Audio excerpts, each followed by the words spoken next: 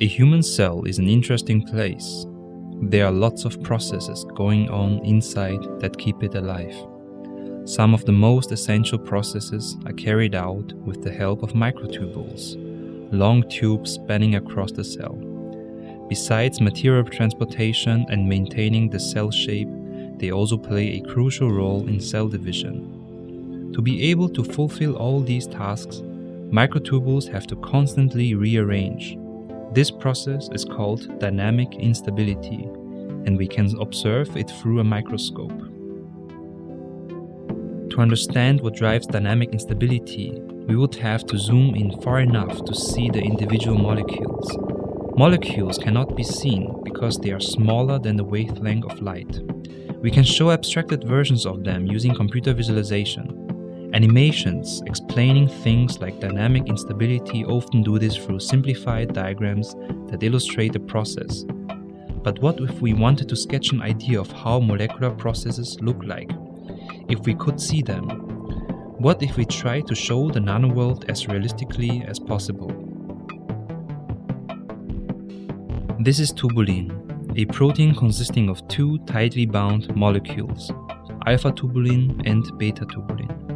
Scattered throughout the cell, the tubulin molecules naturally form long chains called protofilaments.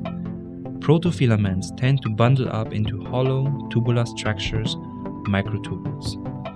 They are 24 nanometers in diameter and usually consist of 13 protofilaments, although this number can vary. When assembling a microtubule, both alpha and beta tubulin molecules are bound to a molecule of guanosine triphosphate, or GTP. After some time, the GTP bound to the beta tubulin hydrolyzes into guanosine diphosphate, or GDP. The GDP tubulins, highlighted here in blue color, do not form such a stable lattice as the GTP tubulins do. When the hydrolysis catches up with the growing end of the microtubule, the growth stops and the whole structure becomes unstable.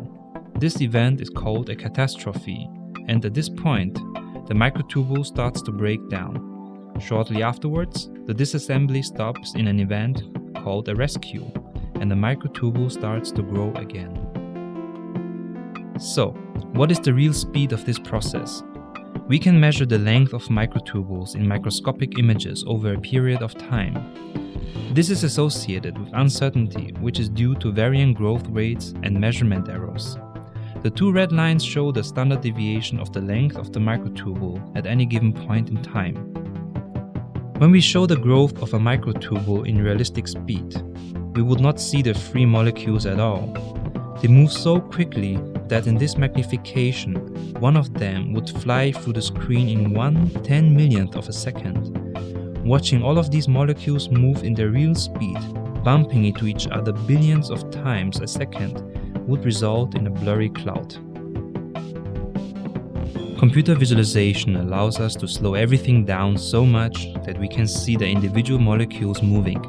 But keeping the time scale consistent, the growth of the microtubule is now too slow to be recognized. We must not forget that tubulins are not the only molecules inside a cell. So, if you could use a microscope to zoom in all the way to the molecular scale, and if you could slow everything down 10 million times, you would see something like this.